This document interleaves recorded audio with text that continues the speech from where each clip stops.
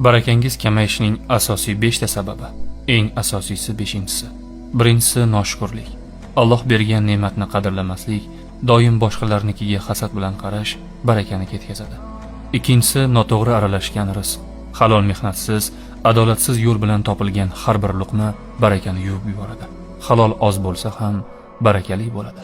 Uchinchisi kibr va minnat.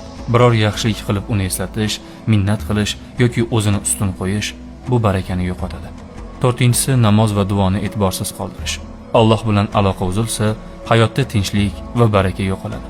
Duo va ibodat barakani qaytaruvchi eng qudratli kalitdir. Va nihoyat 5-inchisi gunohni yengil olish.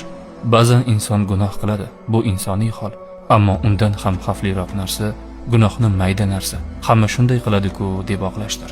Bu barakaning eng yashirin o'g'risidir. Aslida barakani yo'q qiladigan sabablar ko'p va shu bilan birga barakani oshiradigan, inson hayotiga baraka kirib kelishi uchun nimalarga ahamiyat berish kerakligi bo'yicha ham ilmlar bor.